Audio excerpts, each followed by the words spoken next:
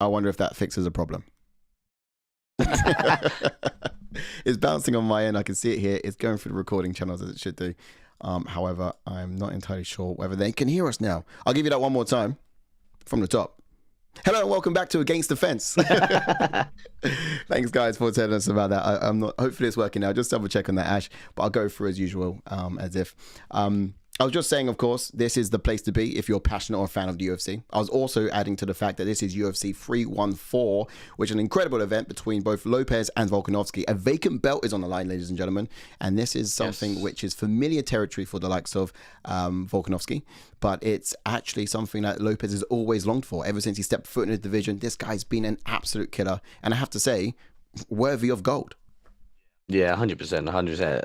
Lopes is an exciting fighter. Yeah. Like you said, can the experience and the sort of well-roundedness of Volkanovski live up and kind of stride through and take him back to be a two-time champion? Right. Yeah. Yeah. That's the question, and I guess we'll find out. But that's not just the main event we're talking about today. We're going to be going through every single fight on the main card. Yeah. And I guess in the co-main, we've got an exciting banger also, and that's Michael Chandler versus Paddy Pimblett.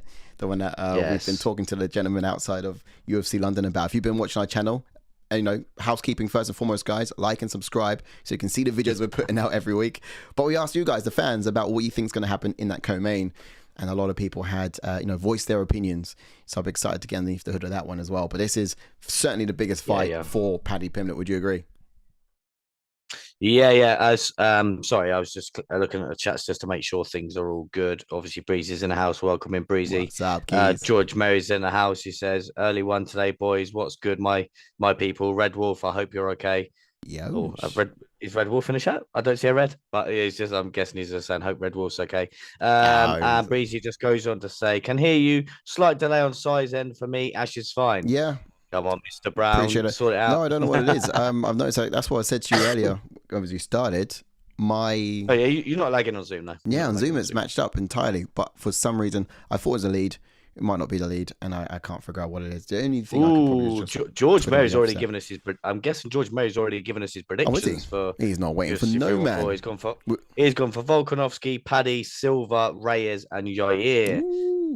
While we're here, interesting. What is your most exciting fight on the whole entire card? So we talked about. I'm actually most it's mad as well because obviously the co-main event. Actually, it's the main event, the co-main event, and obviously Yair Rodríguez versus Patrício Pitbull. I'm excited for Pitbull to make his UFC debut. Can he kind of do what Chandler done when he had his UFC debut, and he obviously in Chandler's debut knocked out Dan Hooker? Can Pitbull go out there and stop Rodríguez in any kind of way? That would just be amazing for him to kind of do that in the career that he has had. Yeah, that would be pretty cool. I think, and that for you would be the most exciting. Is that just because it's the story behind it, or you think the style matchup is? Oh yeah, the style matchup's good as well. We know Yair Rodríguez now. He likes to bring it. Pitbull likes to bring it. It's just going to be like a great fight. And then the main event is going to be a great fight anyway because Diego Lopes always brings it. Volkanovski's the man. And like we can continue to talk about every single fight in this card because Michael Chan always brings it. Paddy Pimblett's game. I thought he was going to say something else then. No. Bryce Mitchell versus Jin Silva again. A lot of people are massively counting out Bryce Mitchell. I've got a lot to talk about that fight when we break it down. And then Nico Krylov taking on Dominick Reyes. Dominick Reyes back on the winning kind of path, winning streak. Can he kind of continue that against a decent kind of grappler in Krylov? But indeed, we'll break that one down in a sec. Without any further ado, shall we get into it then? We'll look at the first fights up in the card. I'll just give it the whole scroll down here so we can see what we got and give you guys a run through. See that comfortably on your screens? Wait, whilst you're doing that, JK's in the house. He says yes. He's stoked for Pitbull. And Bryce says, Reyes, the boogeyman. Have we seen a better boogeyman if it goes the whole way? I guess we'll have to see. on that fight, we've got Nikita Krylov, 29-9 MMA record, but he's got 11-7 in UFC. Currently ranked number 8, of course, in the light heavyweight division, and he enters with a 3-fight winning streak as well. So he's including those victories over Ryan Spann, Volkan Ozdemir, and Alexander Gustafsson as well. So he's fought since March 2000. He hasn't fought since March 2023. So it's been about 2 years out. Wow. So a hiatus like that is giving some people a little bit of to think about, I guess, as well. But in the other corner, we've got Dominick Reyes. He's 14-4 in his MMA record, and he's 8-4 in the UFC. He's ranked number 14, and he has experienced a career of resurgence, I guess, if you like. So after a 4-fight losing skid, including that title loss against John Jones and Jan Blachowicz, that was all the way back in 2024 with Blachowicz. Now he's really bounced back, and he's got knockouts against Dustin Jacoby and Anthony Joshua, Anthony Smith.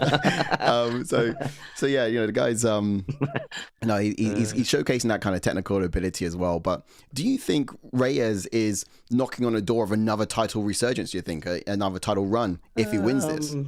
I still think he's a long way off a title. Don't get me wrong. How many more fights? I would say at least 3. I'm just trying to think. Let's see. Is he beating a ranked opponent? Don't know. So he beat Andy Smith. Right, I give it. Yeah. Dustin Jacoby. He's currently on a 2-fight win streak and beat Smith again. No disrespect to Smith. I think Smith's kind of on the back end of his career. So beating him's. Right. It's not really no biggie. But then I just realised you mentioned that Krylov's not fought since 2013, but currently he's on a 3-fight win streak. I think he's 23. Yeah, 2023, and he's beat Gustafsson, Volkan Ozdemir, and Ryan Spann. Yeah. So again, that is those 3 kind of outweigh the 2 that Dominick Reyes is on. So yeah, I think they're bigger. Reyes is, they just got that bigger profile. Those fighters. Yeah, a bit of a bigger. 100%. Yeah. Okay. So how many fights you said you reckon for? Oh, definitely get to about Jones or Aspinall, depending who's going to have the belt. Probably after this one, 2 more potentially, but I think he's got to continue what he's doing and finish people. Okay, fair enough. And then the other side, I guess you believe in ring rust. I do. It's it's Nikita Krylov, of course, with 2 years out. But then we've got the likes of Reyes, who we've also seen, who's had a significant amount of time out before he came back and fought Jan Blachowicz, didn't he? And we saw how that had an effect. It didn't go too well for him. So, yeah, true. I guess we'll have to wait and see. Stylistically, do you think Reyes is going to be able to keep it standing, or do you think Gustafsson? That's Krylov's going to bring the wrestling heavy. You put important words together there, saying styles. So with the Krylov style, he likes to grapple as well, and he's very good at it. Can he get someone like Reyes down? We don't know, because Reyes is, as of late, I think he does have some good takedown defense. But once Krylov does get a hold of you, he just smothers you. So, yeah, it's going to be an interesting one. Yeah. Well, the betting odds, they kind of are predicting this as Krylov favorite at minus 205. I mean, that's from the Vegas odds there, but I think here on the UFC, it's like 105 or thereabouts. And of course, the underdog being Reyes. Do you think that's about right? Yeah, 100%. You do? Yeah. Even though he's got 2 years out, he's still very dangerous. Yeah. Okay, cool. So it could be a mesh of taking a fight to the ground and giving him the wrestling advantage, perhaps in that one as well. All right, so we can get over to the gauges and see how this matches up when we toss it against a board of striking, grappling, and all the rest of those good stuff. There, the gentlemen are. Give me a gauge, Ash, for striking. Who gets that? Striking will go to Reyes for me. Sweet. Striking on Reyes. All day. All day, Winston. All day. All right, then what about grappling? I guess we're going to have to go. Yeah, grappling goes Krylov. Krylov with that. Sweet. And then for power? Power go to Reyes. Yeah. Speed? Kind of want to go Reyes as well. Sure. Yeah. All right. And then what about cardio? Krylov for me. Krylov. I mean, just because he's got that grappling heavy kind of style, is kind of taxing Typically, you do Yeah, tend to see that, don't you? The grapplers tend to know how to manage their gas tank a little better yeah. than the sprinters or the stand-up strikers, if you will. And I did sort of change out the delay in my mic. Let me know if I'm still drastically delayed or I'm working at. I know Breezy doesn't like my miming, but Yeah. on the night, Ash, what do you think? You still gonna side with that? I mean, because the blue corner looks lit up here for Reyes. Like on Yeah, paper, he I'll be should going be winning this. Krylov on the night. I'll be going for Krylov. But it's all going to come down to that grappling ability, then, right? If he gets to the Yeah, ground, then he's going to be speaking far louder and than anything if on the you feet. like, you know what I mean. If you blow on Reyes, he gets knocked out. So He's got a good you know what I takedown mean? defense, though, Reyes. We've seen, I can't remember when's the last time we've seen him getting taken down. Oh, okay, yeah, I'm not sure, but yeah, yeah, Belovic, man, top tier. You know what I right. mean, but yeah, no. If Krylov lands some good power shots, you never know. Reyes could get flatlined. Yeah. All right, cool. So I guess, yeah, if we look at Carlos wrestling versus Reyes' takedown defense, either going to be enough, maybe not. But all right, let's go to the next fight on the card then. Let's go to a couple of chats while you take us back. George Mo says, chat. I'll be watching along. Got a few rugby boys over for the Paddy party. Well, hey, love that, George. Make sure you bring the baby oil. Jordan goes, definitely speed for Krylov, in my opinion. Okay, interesting. We love it. We love it over here. Get your opinions in. Fair play. Oh, real good. Okay, cool. We're looking on the barrel of this next. I was going to say co-main, but what do you call it? It's not the penultimate either. It's just the next fight up on the card. But let's have a look down these two contenders. In the red corner, you got Bryce Mitchell, right? And he's got a record of 17-2. Is it not Pitbull next, no? Or is the bout order changed on? Yeah, what I got here is Bryce Mitchell versus John Silva. Pitbull and Yair Rodríguez come up third on the card. Okay, nice. No problem. But yeah, Bryce Mitchell. So with a record of 17-2 in his MMA career, actually just 8-2 in the UFC. So his only losses came in the UFC. Mitchell is actually ranked at number 13 in the featherweight division. 30 years old. He is known for his grappling skills and abilities, of course. And he's holding a black belt with 9 of his 17 wins. Holding a Bible. By submission. Yeah, black belt and a Bible, this guy. He needs nothing else. Nothing more. But his recent form, that kind of includes the knockout of Kron Gracie at UFC 310. But he was also suffering losses to Ilia Topuria via submission and Josh Emmett, of course, via knockout. So that's his 2 losses we've seen there. And look, can you blame him? These guys are powerful and they are dogs. It looks like power kind of undoes this guy, doesn't it? But Mitchell is durable, with good cardio, but his striking defense has been criticized, and that's probably where we've seen his losses slip through. In the blue corner, you got John Silva, and now he's holding a record of 17-0 in MMA. 4 of his wins are in the UFC, and of course, as you know, he's undefeated. But he's a rising star. He's 28 years old, and he's actually become known for his striking power too, with 14 of his 17 wins coming by knockout, TKO, and 3 of them were submission. So he's showcasing some versatility. Silva, he earned his contract by defeating Kevin Velios, and that was in Dana White Contender Series, if you go all the way back to 2023. Yeah. So look, he came on the scene real loud, real proud, and this guy is making waves. And he's just been unstopped. All of his wins in the UFC have been by stoppage too, and that says something about someone who steps on this stage in such a manner. So, what do we have to say? What do we say about this guy? The tension between these two have been palpable. That was since the 314 presser, if you remember that. And, yes, the shouting between the two. Basically, I've seen the whole of social media be divided, completely divided. People are on the side of either Mitchell or on the side of Silva. But what about you, Ash? What side are you taking on this one?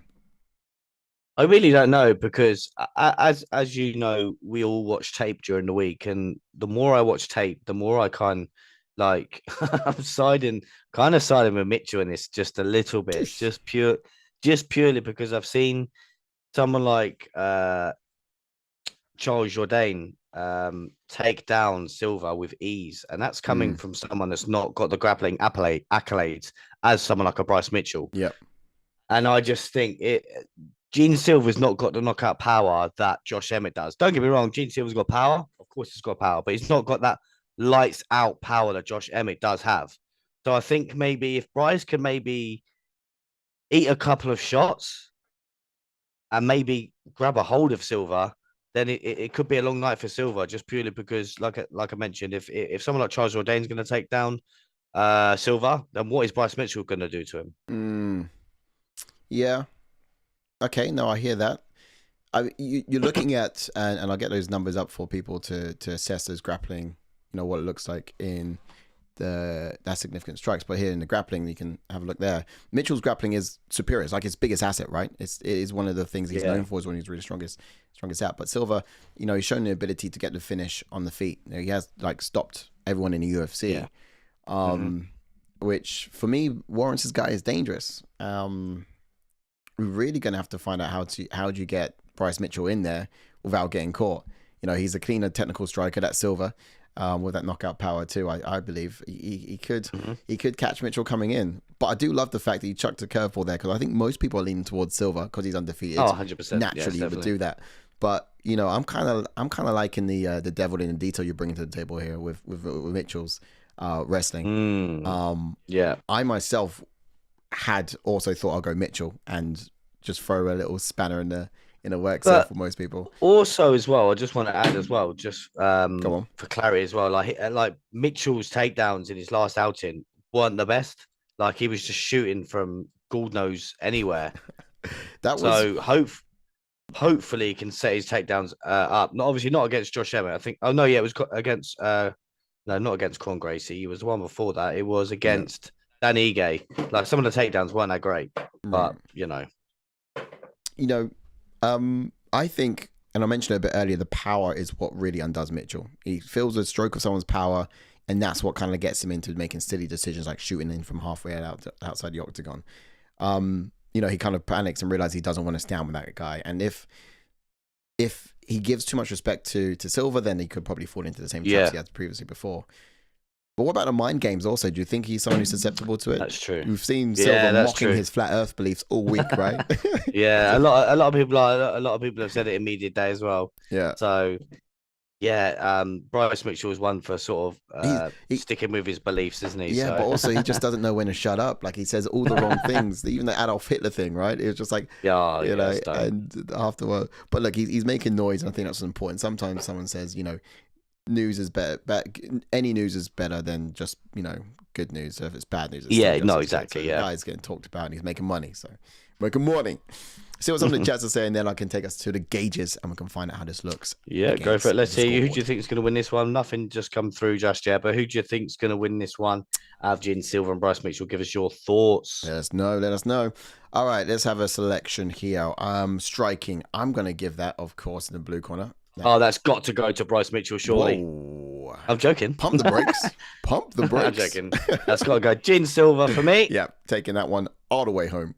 And then we got the grappling. Okay, we're going to have to go Bryce Mitchell on that. I think that's Bryce obvious. Mitchell for that. Power, I'm going straight to the blue corner with Silva in that one. Speed, I might have to go Silva again. Silva. Yep. Cardio. They've both got kind of great cardio. I think they do. I might have to go Mitchell just because we've yet to see Silva go to decision in the UFC. Yeah, you could be right. No, that's true. I mean, it's good that you don't have to, but also, he's just been stopping people, hasn't he? So he has. I think just logically we kind of have to side with Mitchell, but it doesn't say that his cardio is. Yeah, we're not saying his cardio is. Yeah, exactly that. All right. So look, the blue corner sides with. Here we go. Silva once again. And I think it's yet another one where, whilst the blue corner says Silva on paper, I might just scooch on over to the red corner. Yeah, just while before I'm glad a couple of people have just chimed in because I'm going to get my prediction in. I'm going to annoy them. But Captain Raf just joined us. Welcome in. Let's Captain go, Raf. Go on. Who you got for this fight? Let us know, man. He says, "What's good, fellas? MMA sidekick. Welcome in. Hope you're doing well, sir. Absolute pleasure to see you, bro." He said Silva all day. Captain Raf agrees. Says Silva.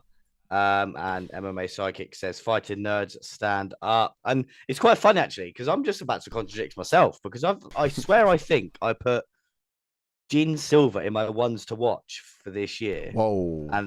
And I actually was just about to go on to say I might pick Bryce Mitchell in the fight. Whoa, that's so interesting. That's interesting. Now, This is mad. Can you? A lot of people are going, hang on a minute, you're going for Bryce Mitchell. I might be going for Bryce Mitchell, but hear me out.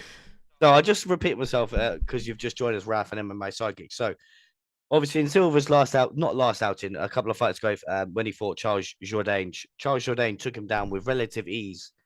And if that's coming from someone like with Charles Jourdain, what is Bryce Mitchell going to do to him if he gets a hold of him? That is, again, that's a big if he gets a hold of him. But if Bryce Mitchell does get a hold of him, he could do what he done to like Barbosa and just stifle him. So we're just gonna have to wait and see on fight night, aren't we? No, it's cool. I like your controversial opinions, Ash. It kind of keeps me on my toes. But yeah, I think I might go Bryce Mitchell because he was holding the Bible. You know, just simple. Oh, here we go. the guy, but at the same time, I don't agree with everything he says, so I don't really know where to stand. But then how can I kind of side with a guy that says stuff about you know who? So yeah. This guy. Yeah. That guy. Salute. So certain words will probably descale the stream. JK says Gene will catch another body. He probably might well do, to be honest, but yeah. Yeah. When styles are like this, when you got a grappler versus a striker, kind of sometimes the grappler kind of comes out on top. Yeah. So Ash, you're going to Bryce Mitchell. I mean, I kind of was going to go Bryce Mitchell, hoping everyone went for Gene, and then I was probably saying the same as well. Wow, right. I'll probably be picking Bryce Mitchell, even though, funny enough, I've got Gene Silva in my ones to watch for the year. All right, let's take it on back. Move on up. We're going to be looking into the next fight on the card, and that is. This one's a banger. Yeah, this is just before the co-main event. So we have Yair Rodríguez versus Patrício Pitbull. So once that's comfortably on everyone's screen, I shall begin. Now, Yair Rodríguez is with a record of 19-5, and he's also ranked number 5 in the featherweight division. And that's currently the case with...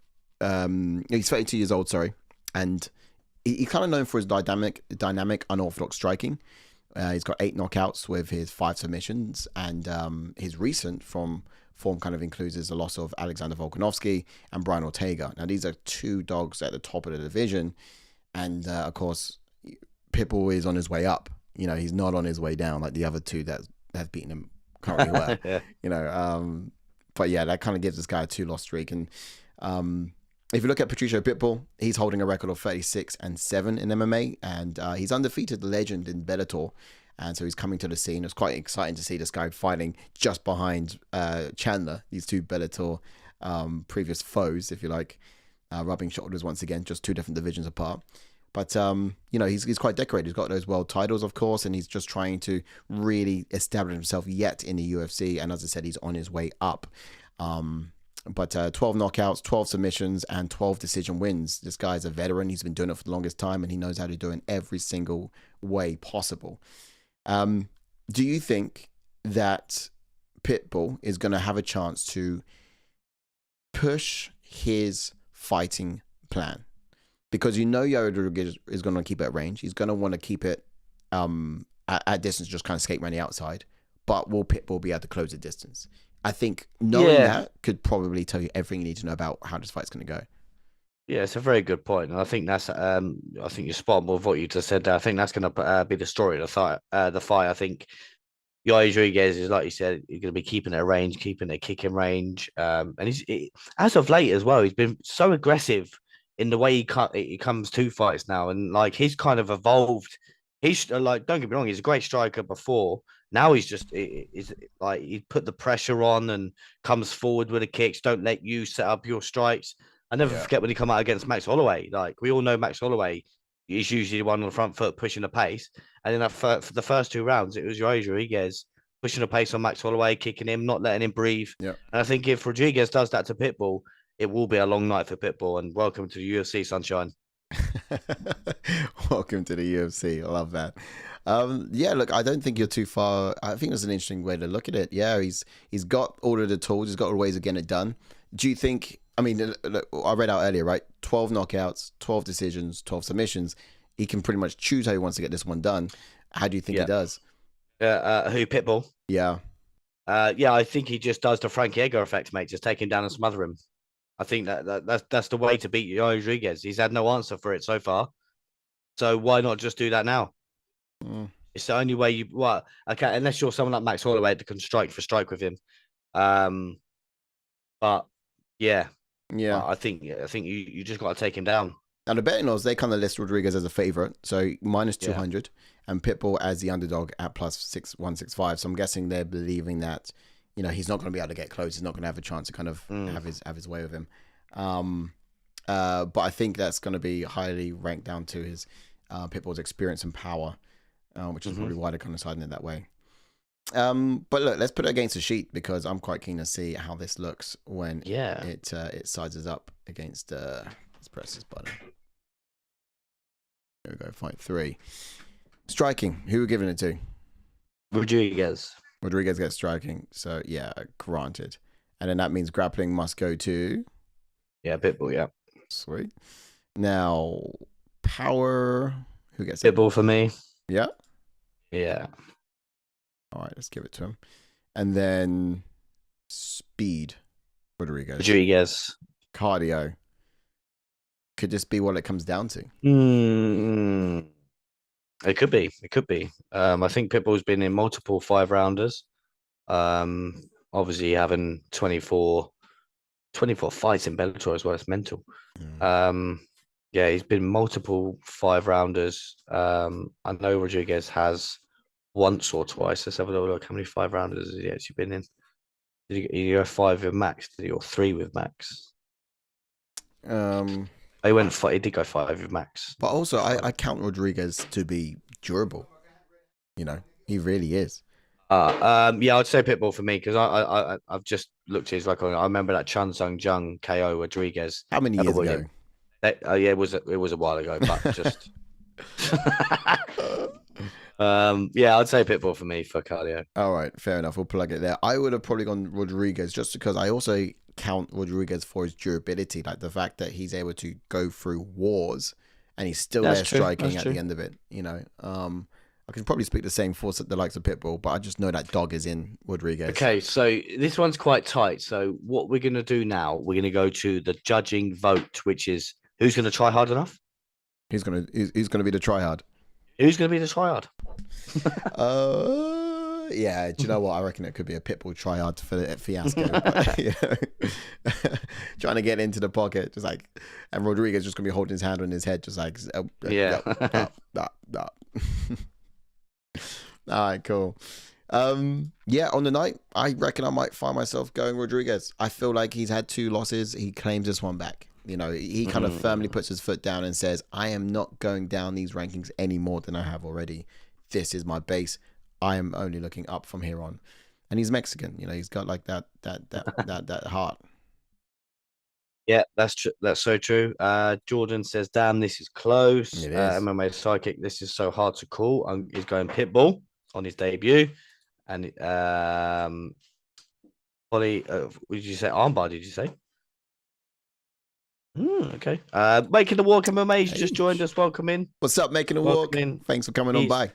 He says, got to lean towards Yair on this one. The reach, the size, the speed, and the age advantage, in my opinion. Very, very good facts there. So, yeah, because we've got speed for Rodríguez. We've obviously got the striking for Rodríguez. And, yeah, a lot of people may not have factored in how old Pitbull is. How old is Pitbull? Pitbull is... He's 37 years old. No.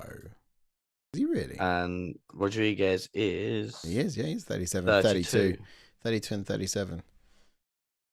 You just don't know, though. You just never know. Obviously, if Pitbull can come in and do what Chandler done to Hooker, can that be done? Can he catch him? Can Pitbull do a Michael Chandler and catch Rodríguez? Can he do it? Still an important question. All right. Fair point, yeah. Let's get into then the penultimate fight of the night then, shall we? Let's look at the co-main event. And cool, we're there already. We are in and amongst it. We are staring now, gentlemen, at the one of the biggest co-mains I've probably seen this year, to be fair. It's so exciting. Maybe just because Paddy's such a big, loud household name over here in the UK, but also we just love Chandler for everything he brings to the sport and all of his heart. This one's tough for me, man. This one is tough for me as well. I don't know what it's like for you, but personally, like I love Chandler. Like I really do like him. He's just such an exciting fighter. He is. But obviously, Paddy's our guy, man.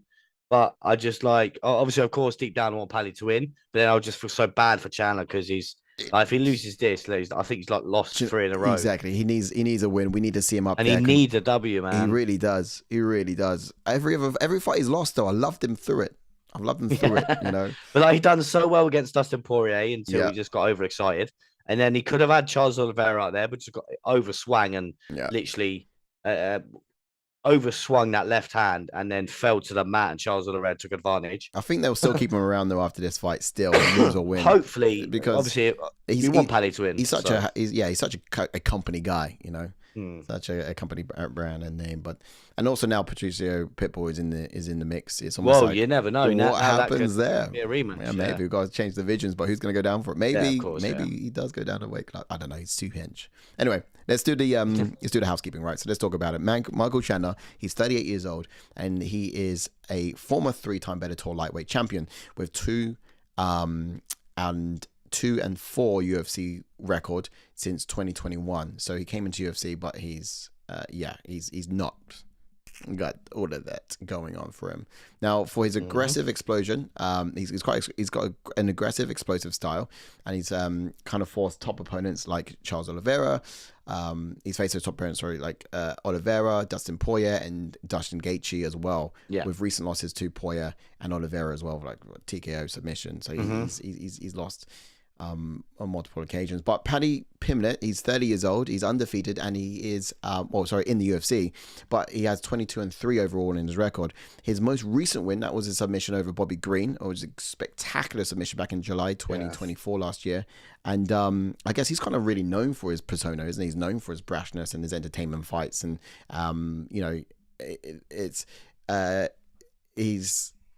this is the first time he's really been able to step into the octagon and fight a opponent of the caliber of what Chandler is, you know. Yes, did he go out there and impress me against Bobby Green, which I thought was a step up in competition? Yeah, he did. And this time round, instead of is it too much of a jump? Too soon? Right. I mean, I thought that might be the case for the likes of Green. He proved that, and he was levels above him in flying colors. I saw that. It was a remarkable performance he had. But then we saw him attack a striker, someone with that striking technical ability, and he did really well. Next is, of course, his power. Has he even matched up against someone of this kind of power standard either? I don't think so. I think this is the most powerful opponent he's ever faced, and we're going to have to learn a lot from this. Interesting as well, Jax. If you're still there, making a walk MMA, I just wanted to ask you, and obviously the chat as well, and you, of course, an interesting point that he brought up a minute ago, saying the age factor to do with Pitbull. Pitbull's 37, Chandler's 38. Other way around. But Chandler's 38, yeah? Oh, no, you're right. Yeah, it is that way around. Yeah, Chandler's 38. Yeah. And obviously he said, or JK asked the question as well, is Pitbull done because of his age, or he was going for Rodríguez because of his age to do against Pitbull? But Chandler's still doing it at 38. And a lot of people are probably going to be picking Chandler in this fight. So I'm just trying to think, where does the logic lie there? If you're going to be going for Rodríguez due to age factor, would you be going for Paddy due to the age factor, or would you be?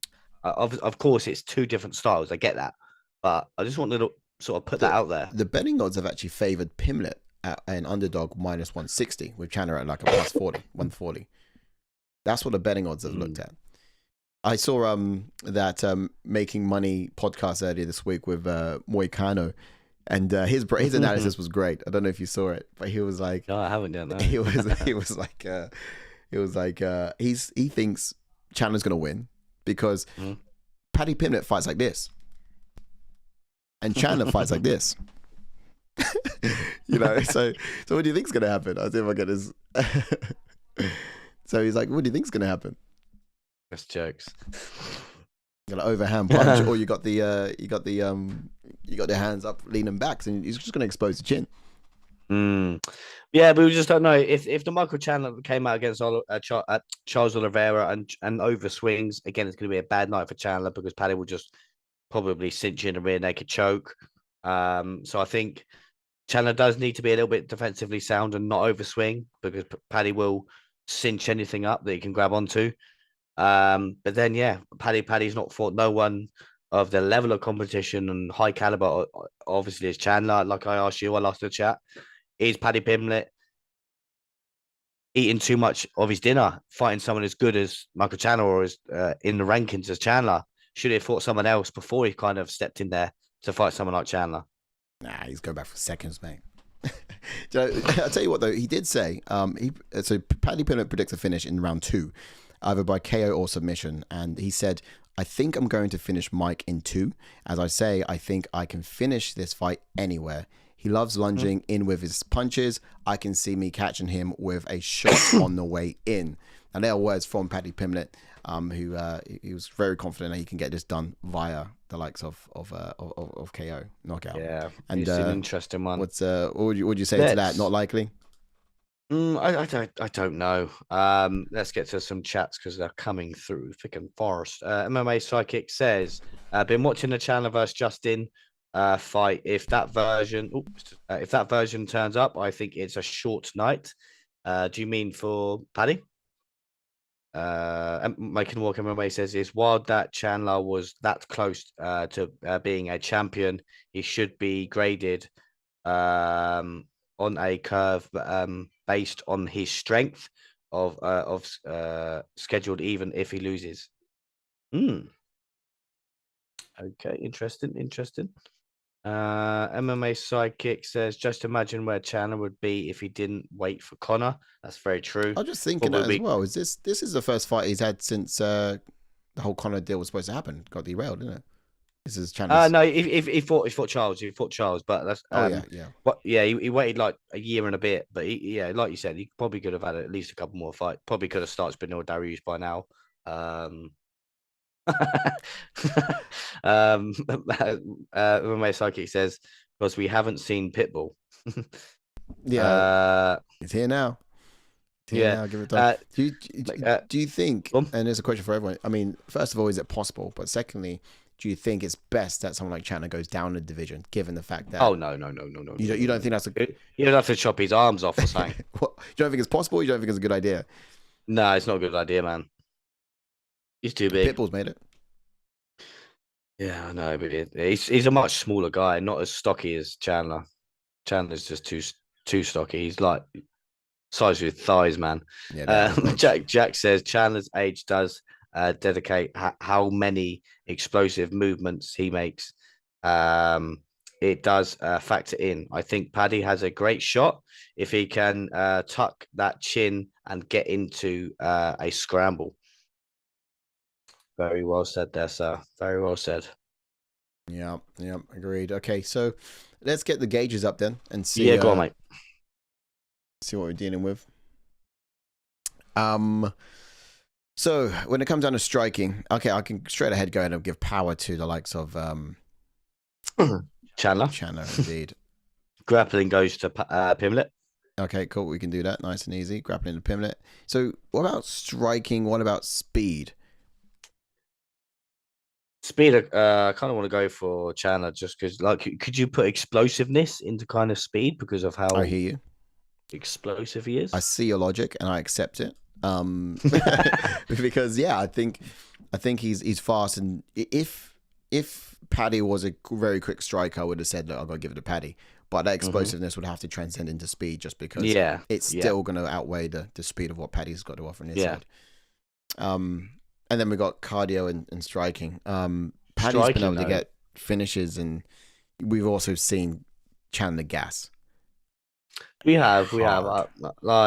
I've seen Paddy's side. Paddy lost that third round against Tony Ferguson because he blew his gasket in the first and second, and he was tired in that third round. Yeah. So, but obviously, if anyone's got any grit or determination, it's going to be Chandler. So I'd definitely give cardio to Chandler. You want to give it to Chandler? Yeah, but he's such a bigger engine to run. He's in the size of it. It is, but he runs off grit and will and just willpower, man. Someone else, but then also so does Paddy. Like, Mm. Well, somewhat. What we're going for on the chat? Who do you reckon gets cardio To before be we choose fair, striking? yeah, I would agree with you. The fact that Chandler has been through more wars. I mean, Yeah, we've got a question just to touch on, like you said, their wars. right. Jack says to us, "How confident are you all in Paddy's chin in rounds 1 and 2?" And just to ask you, I just got to double check: is this a 5-round co-main event or is it 3 rounds? That's a good question. I believe it's 3. How do I check that? I would have to. Doesn't say Is so. it a 3-rounder? Yeah, I think it surely would be 3 rounds. Yeah, because why would it go to 5? It's not a belt. It's not a. It's just a. You never know. They might spice it up. Do you reckon? But striking, don't know. I don't think there's any special. Obviously, if anyone's going to throw more elusive strikes, it would be Paddy. But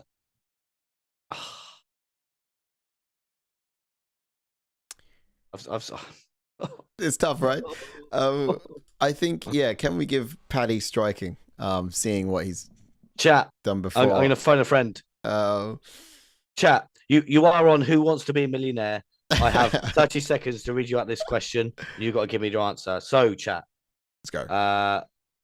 We've got Paddy Pimblett taking on Michael Chandler, and we've got to decide who gets the striking. Who gets the striking advantage? Paddy Pimblett or Michael Chandler? We have 15 seconds. Let's get it in the chat. Let's go. JK says Chandler striking easy, no debate. He says the only reason that I'm thinking, obviously, my natural instinct did say Chandler, but then I'm just thinking, yeah. I mean, if you ask the question of who's going to do it with the hands, it's got to be Chandler, and striking with following the hands. But you think you put it down to his power largely, and then you think who's going to do it with like, we say striking, and then Paddy knocks him out. Then what? Right. Here we go. Matt W's in the chat. Welcome in, Matt W. Hope you're doing well, sir. He says Scousers don't get knocked out, or as Cody Garnbrent would say, sorcerers don't get knocked out. Sorcerers don't get knocked out. Matt W says Scousers don't get knocked out. They do when it's Chandler's KO power. Ooh. Yeah. And then he says that Vanderini KO as well. He was talking about when Paddy got caught by Vanderini. Making Walk MMA says I'd say Chandler for striking because of the danger factor. And Jordan agrees with Matt's comment. Scousers don't get knocked out, but it's Chandler power. It is Chandler power. And there is something freakish about the momentum behind Paddy. He just kind of, somehow he just manages to get it done, and in superb fashion. What happens to the division if Chandler loses and Paddy wins? That was a question I had at the front end. I didn't get a chance to ask, but what happens to the division? It's an interesting one because the sky's the limit for him if he wins this, because he could fight the likes of Arman Sarukian. Could he get someone like I know I'm talking behind Chandler, but excuse me, Paddy may need to defend his ranking. So then you get to the likes of the Gamrots, the Fizevs. Again, great matchups. Like, he can fight anyone in that top echelon of the division, and they're all quite exciting matchups. And they're matchups that I never thought I could think about Paddy being. And I remember having a conversation with YouTube boy, you and Jordan, way before he fought Gerald Gordon. And I was like, I don't see Paddy in the top 5 mix. I don't see him fighting the likes of like the Chandlers, the Gaethjes, the Dustin Poiriers, the Fizevs. And now that he's there and I've seen a little bit more of him, I can kind of see it a little bit now. Yeah. But yeah, interesting point before we move on to the chat. Who is going to take this fight? Chandler or Paddy? Who's going to win? Come on. You want to ask me? I would. Yeah, who are you going for? It's really hard for me to say. My heart wants to obviously go with Paddy, but I actually think Chandler's going to knock him out. yeah. I mean, right? Paddy fights like this. Chandler fights like this. So take it from Moicano. I don't think it's bad if Paddy loses this fight. It's not a bad thing. He's still dangerous and he's still got high hopes for the top end of the division. If Chandler loses this fight, it's bad for him. So yeah, I'm gonna say Chandler gets this one. But if it was 5 rounds, then I'd be going Paddy. Yeah, that's it, right? I'm saying that, but I think Chandler still knocks him out in 1 or 2. So I wouldn't kind of. Yeah, true. It is a tough one because obviously, of course, I want Paddy to win. Of course, we want Paddy to win. But yeah, it's just like I think Paddy is probably not Paddy. Sorry, Chandler's going to come in there like he did against Oliveira and swing for the high heavens because obviously on paper, obviously Charles Oliveira's got more accolades as a grappler than Paddy. So you think if you're going to swing for the bleachers against someone like Charles Oliveira, what are you going to do to someone like Paddy? True, but also the Chandler's a tank. And I think Paddy might struggle having his way with him on the ground as well, which kind of that's true because Chandler defended a whole round being in a rear naked choke against Charles Oliveira in their first fight. Yeah. No, you're just so true. He did. So I think should Paddy get it down, he's going to really struggle with that, with getting a submission. Because it always comes down to it as well. Because like the matchups that we've seen previously, where the strong wrestlers. That you would think, oh, Charles Oliveira is going to sub him, but it's just because they're so strong on the mat, they're hard to submit.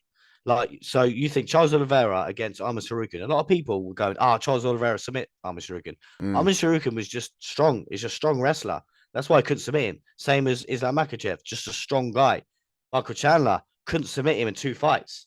Just a strong guy. Yeah. So that's the sort of point for the chat to listen to as well, like for people that may be swaying towards a Paddy submission. Chandler's wise, and don't get me wrong, standing wise, he is a little bit out there, but defensively, when he's in submissions or when he's grappling wise and wrestling wise, he's very, very, very strong. Yeah, and hard to submit. Don't get me wrong, I know he got submitted by Dustin Poirier, but that was true. It was hard. It's hard to get, and he had to go through a bloody war to get there too.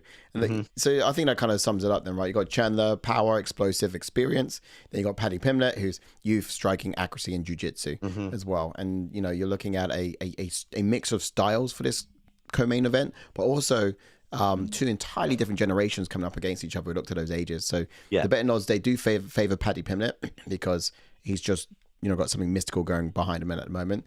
And I think a lot of the OG fight fans are sticking by the roots of Chandler and what they know about this guy to kind of hold firm and knock him out. So I think it'll be a question of like, could Chandler knock him out within a distance, or could Paddy find a way to point him to point victory and embarrass him, or made him look quite embarrassing in the fatigue that happens in the later rounds. Perhaps that could probably be my way to do it if I am someone like Paddy Pimblett. But yeah, I've decided I'm going to throw my hat in the ring towards Chandler, and should Paddy get the win, I'm still going to be quite happy. Yeah, exactly. I'm happy either way. If I get the correct pick on our app by saying Chandler, so be it.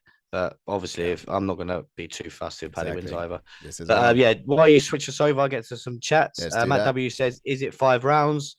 I think it's 3. I think we found out that it was 3 rounds. Yeah. But if anyone knows that it is definitely 3 or maybe definitely 5, do please let us know. Jack says, I never thought Paddy would make it this far or get his striking up to par. Let's be honest. But he has. Yeah. But I think Chandler finds that chin, unfortunately. And this is exactly what I just mentioned a minute ago, Jack. So like I was saying to the boys, I never thought that I would see Paddy up there fighting someone this high in the rankings. But like you said, he has grown and got better and better and better. And now that he's got that better, I can see him fighting these kind of guys in the top echelon of the division. Yep. Yeah, no, me too. And I actually just think I take my hat off to Paddy because what he's been able to do to get to this far, it's incredible. And, could he surprise us again? We would have to see. Not long now to find out. I'll take it back to the fight card so we can see the main event of the evening. So once that's centered on the screen, great. In the red corner, we have Alexander Volkanovski. Now, he's a former champion with 26-4 on his record. He's known for his precision striking, strong grappling, coming off of 2 KO losses, however, and a year-long break. So this is high time for him to get back what he lost. Now, as I said before, it's a vacant featherweight title that's on the line. And it's a chance for Diego Lopes. I'll be one sec, mate. Okay, sure. It's a chance for Diego Lopes, who never before has seen the likes of these higher ends of the division, to come on in. He's a rising star with 26-6 now. And he's on a 5-fight win streak at the moment. Like, he's known for his power, submission, aiming, for his first title fight since his first kind of title opportunity, really. And it's only his 6th fight in the UFC. So quite exciting things for the guy. Like, he's on this incredible trajectory. When I started the show off, I mentioned about how he's got this. I don't think anyone else outside of this guy deserves it more. You know, a title shot, but B, to hold that title as well. Like, he's been working towards it. And I actually did think that perhaps it'll be the two Mexicans holding the title, him and Grasso. He's in Grasso's corner a fair bit, coaching and training her. But look, thus is the capability of this guy. Like, he's able to train and coach champions in their striking, as well as, you know, do it himself. So he's very impressive. And for those of you guys who are in the know, before he came into the UFC, he was highly decorated also. He only really became a known household name since stepping into the octagon. This one, of course, this octagon with the UFC that we know it to be. But when Ash gets back, I'm going to ask him this. But, you know, we released a video earlier this week. You guys would have seen it. Perhaps if you haven't liked and subscribed already, go ahead and do that right now, because the video this week, it talked about both the co-main and also the main event. It talked about, we were live outside the O2, and we was with all of you lovely fans, and was asking about who we think was going to win in the main event between Volkanovski and Diego Lopes, and how do you think it's going to happen? Now, points in the chats if you know what the score was at the end of that video. JK, you can't answer this because I know you know. But the answer is 8-6. 8 people went towards Volkanovski to win, and only 6 people went for the likes of Lopes.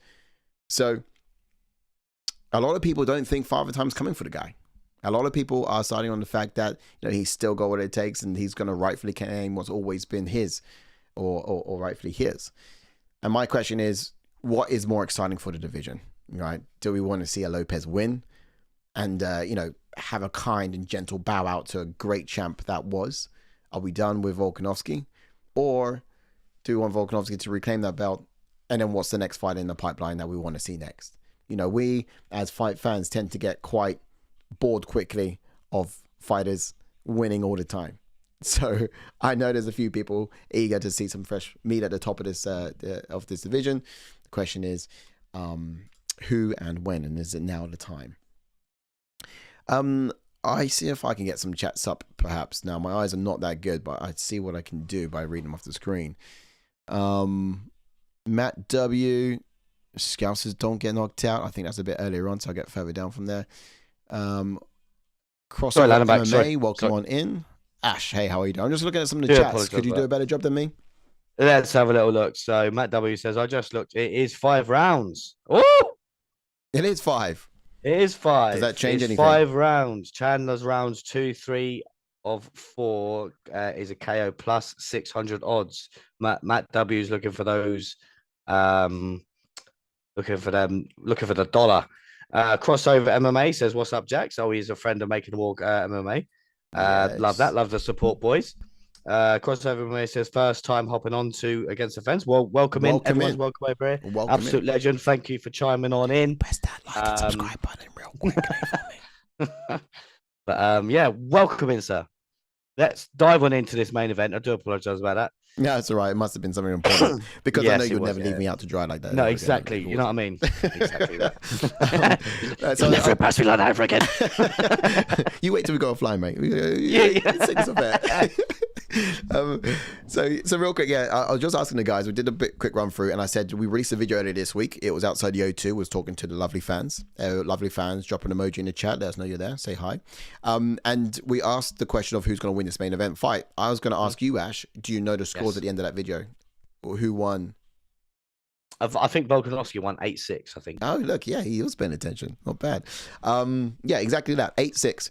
Volkanovski won that vote. So a lot of people, I was just suggesting, don't believe Father Time's coming for this guy, that he still has it and he's going to come back. And, you know, what's your thoughts on that? this is another kind of scenario where I was on about like the Volkanovski having the know-how down on the mat as well. So obviously we saw the Lopes versus Evlev, and Lopes was threatening submission after submission, but Evlev, being a stronger wrestler, had the position over the submission, if you know what I mean, had the control over Lopes at all times. So I think if Volkanovski can mix it up and manage to get a takedown, I think he would have the knowledge and know-how of controlling someone Lopes down there and stay risk-free, should we say? Yeah, cool. Yeah. Risk free is right. So you think Lopes could get the fight down, because you've seen a height difference as well, haven't you? Yeah, it is a bit of a height difference. Yeah. So with someone who's taller, Volk naturally wants to get on the inside and get close. Now, for someone who's a grappling artist, he can take advantage of that too. The close proximity, getting the fight to the ground, working from those weights. So you see the kind of dynamic we're working with here. Imagine someone like Max Holloway also being able to grapple too. Yes. But look, what was some of Diego's toughest challenges to date? When have we really seen him tested? Like he fought, he's got victories over Brian Ortega, of course. That was back at 306. Then you got Dana Ige. It's quite funny, actually. Well, not funny, but like he's the most danger I've seen Lopes in was actually the Dan Ige fight, and that was on short notice for both obviously fighters. I think it was like a couple of hours notice. And Lopes looked tired in that third round, and Dan Ige was coming in strong. So let that be known, chat. Like if the fight goes long, it probably could favor Volkanovski. Just purely because of how explosive and like excited Diego Lopes gets when he smells blood, goes in for the kill, like there and then. We all saw what he done against Brian Ortega, but he was a little bit reserved in that sense in the Ortega fight. But Dan Ige was hurting him on the feet, hitting him with some big shots. But yeah, that's definitely the most sort of concerning I've seen Lopes. Yeah, because also don't forget Volkanovski has a strong grappling game too, right? About 50%. Yes. Takedown accuracy, right? So do you think that's going to become a bit of a challenge for Lopes in the sense that he's just not going to want to work that hard down there and he's going to keep it fighting? Because I think with his range, Lopes has dangerous hands too. Oh, definitely. Yeah. I think Volk will obviously mix in a takedown here and there because that's what he just does. And I think he'd get it as well. Yeah. But like you said, it just depends what Lopes does, because Lopes will try and throw submissions all the time. Yeah. And sometimes doing that at a frantic pace, again, it's cardio taxing. So I think he needs to try and work his way back to defeat. I think he wants this fight standing, in my opinion. Yeah. Here's some words from the Volkanovski himself, actually. So impresses earlier this week. Oh, is he jumping in? Yeah, exactly. He's chiming in right now, actually, in my ear. So Volkanovski's just in. He says, Lopes is obviously a dangerous dude, but I'm feeling great and I'm only going to get better from here. So that's a scary thing, especially for Lopes. That's something that was reported in the press earlier this week from Volkanovski, saying that he recognizes the danger and the power of this guy, but he's really backing himself and saying he's still got it, Yeah. Good points, Volkanovski, mate. Yeah, true. Yeah. I'll tell him quickly. Ash applauds you. Volkanovski thinks it's very good points you're raising. Okay, cool. So let's go over to the gauges then and see how this matches up on the scorecards. Right, quick up chats while you change it over. Go ahead. JK, welcome them in. The Against Adventure channel. Welcome them in. Crossover MMA. He says he has been subscribed. Got to share the love. Well, absolute legend. Thank you very much. And Making a Walk MMA says Cross is a real one. You're all real ones. You're the men. And he said, Jack says he's a real one, and so is JK, Ash, and Sai. They're not bad either. Oh, cheers, mate. I've got to get my words out, man. I'm too excited for this fight. Take a breath. Calm down. Go from the top. All right, cool. Let's get into it. So let's have a look. Striking. Who shall we give that to? Ladies and gentlemen in the chats, help us out here. Go to Volk for me. Yeah. For me, I actually kind of think... Yeah, okay. yeah, I guess we got it. Yeah, all right. I think in this fight, Like obviously, Volkanovski. like you think as well. Like a lot of people thought Max Holloway was not the best boxer, but the best striker in the division. Yeah, Volk's beaten 3 times and outstruck him them 3 times. true. So it just goes to show he's It's striking. true. Yeah, it's true. And also, if you look at how is Volk going to do it in this fight, it's going to be with the striking. I don't think he has his options with the grappling and takedowns to threaten Lopes. So yeah, striking it will be. All right, then grappling. I think Lopes might win that one, although Volk's not gonna be Lopes easy. is more Volk. Volk, of course, he's great grappler, great takedown. Does have great takedowns. I said before, he mixes it in his fights. But I think who's going to be more dangerous and more threatening with it? It would be Lopes. Yeah, I think he's going to try wrap something up and get those submissions if he can. Yeah. All right then, and then how about power? Could be Volk in it. No, Lopes. Sorry, I think it would be Lopes, just from the record, and you know he's a powerful dude. But also, I might have to look here on striking wins by. Well, actually, wins by you'll go Volkanovski. Yeah, I'm just trying to think what because obviously, when was Volk finished the Korean Zombie with strikes? I remember them big shots that he landed, but they weren't sort of what Lopes has done to his opponents. Lopes nearly flatlined Ortega like there and then, didn't he? Yeah. I'm just trying to see who else. Obviously, he kind of wobbled Islam on the feet a little bit. Apart from that, yeah, I'd say Lopes for me. And Lopes got power. Anyone else want to kind of agree or disagree in the chats? Let's see. Yeah. On paper, you would side with Volkanovski, but yeah, as of late, we have seen some powerful performances from the likes of Lopes. I would go Volkanovski, still on power. What's that? Okay. Why you're saying that? Crossover MMA says technically striking is Volk, but Lopes power makes it a toss up. And wrong chat. Making the Walk MMA's just joined us. Welcome in, Olin. Hope you're doing well, sir. He says speed is for sure on Diego's side, in my opinion. He says one man is getting faster, the other is seemingly getting slower. Very well put there, sir. Very well put. Very well put. So who's getting faster? Who's getting slower? No, I'm joking. Yeah, look, I think we're very easy to pull down a great person too quickly. In the likes of Alexander Volkanovski, I think he is still dangerous. It's very true. It's so very dangerous. We haven't seen him on a 2-loss streak, but we're forgetting who he's lost to. Like, obviously, he's lost to Islam Makhachev. Look how good Islam Makhachev is. And Ilya Topuria, he's a rising star. So he was kind of Volk when he was beating, when Volk was beating the Mendez, the Chad Mendez's, the Jose Aldos, and coming up. Don't get me wrong. He's obviously slowing. I do agree with that. But we're going to find out. Could you say, has he still got it, that Ilya Topuria's performance against Volkanovski was a slow Volkanovski, a lesser Volkanovski, or a superior and an excellent Ilya Topuria? I think it was just a superior Topuria, to be honest. I agree. Yeah, I think we saw a slower and lesser Volkanovski when he went up a weight class. You know, I think we did see that because you know it was just it wasn't his natural. He shouldn't have done it, especially on the short notice of which it was. He wasn't his best self. It wasn't his best performance. However, now it's true. When he's at home, I think it was a great fight, and I applaud Topuria for what he brought to the table. He was excellent. It wasn't so much a lesser Volk. Yeah, because we're not obviously we've just touched on to speed there. We didn't even mention speed, but yeah, even without all of them comments, I still would have gone Lopes for speed. Indeed, yeah. So cardio then, 5 Cardio's rounds. got to be Volk for me, and Crossover MMA agrees. It says cardio is Volk easy. MMA Anomaly says Sai is getting faster. I'm getting slower. That's I've seen your hands, MMA Anomaly. I've seen your hands, and I've seen the way you throw them as well across the world. So they're quick, you know.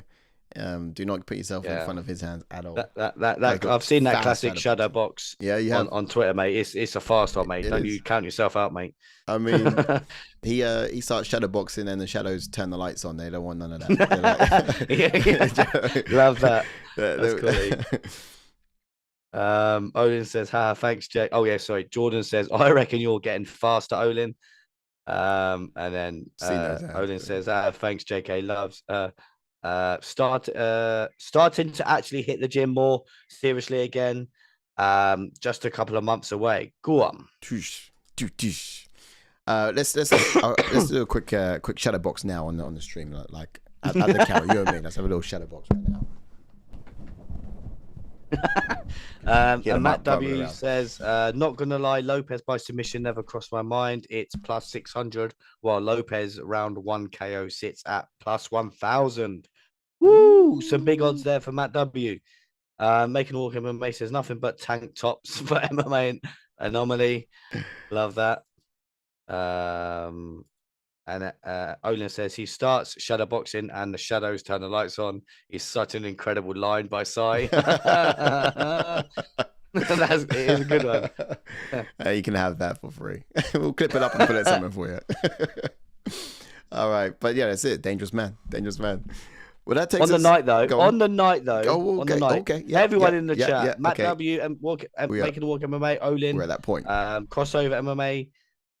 If you're still with us, Breezy, Captain Rafi, if you're point. still there, who are we going for in the main event? Are we going for Lopes or are we going for Volkanovski? Or are we dancers?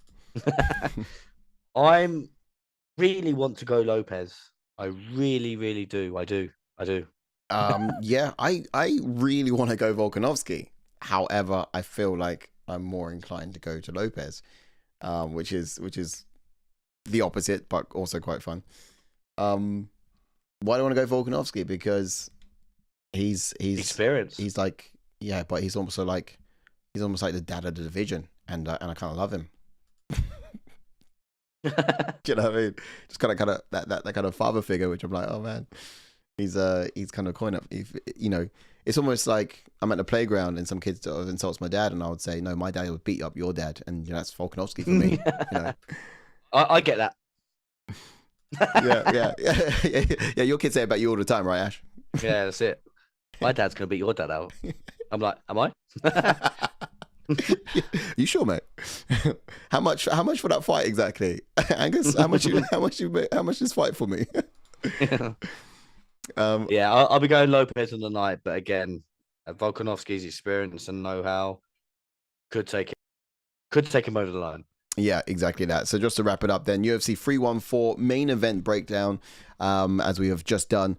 But between the main event, the main card itself, the main event, it's Volkanovski versus Yair Lopes. It's a clash of experience, I would say, probably versus momentum. You know, Volkanovski's precision striking, grappling control we mentioned, and his kind of championship pedigree. I guess you can't neglect that either. That's what probably is what making them a favorite on the cards for most of the betting houses across the globe. But Lopes, his power and his finishing ability poses a significant threat. So, you know, the fight could be decided by Volkanovski's ability to outpoint Lopes, perhaps. Yes. Over the 5 rounds, or Lopez's capacity to land the fight-ending blow quite early on. And I think that's kind of where we got to in this if we was going to conclude that. Olin says, 8 watching live, but only 5 likes. Hit the like button, people. Oh, Olin knows. Love that, Olin. And then another great quote coming here says, Matt W says, dream, believe, and make it happen, Lopes. Oh, I thought you were going to say dream, believe, and achieve. Yeah, make I know. It happen, Lopes. Conceive. All right, Michael Bisping. Yeah. All right, guys. It's let's take us back to the main screen then. But that for us concludes UFC 314, and that was a great breakdown. I've fully enjoyed that. You guys have been absolutely class. I think we spent like half an hour on just the co-main and main event. Yeah, we did. But the chat's been so good, and you guys have been so opinionated. It's been great. I love your input. Our socials are just there as well. So just a bit of final housekeeping is over there. You know, like, subscribe. You heard what Odin said. Whack a like on that button and do subscribe to keep up to date with all the content throughout the week. Earlier this week, released so many videos about what you think is going to happen in this co-main and main event. You've heard what the people say, and you understand the little flavor as to what we're about over here at ATF. It is the people's voice. We're all about putting that fan opinion first. We're all about watching fights along and not watching them alone. So make sure you're here this weekend on Saturday when we're going to be giving you the full breakdown or the full fight watch along for UFC 314 also. And I'm looking forward to it, and I hope you're there too. Yeah. Cool. Bye for now.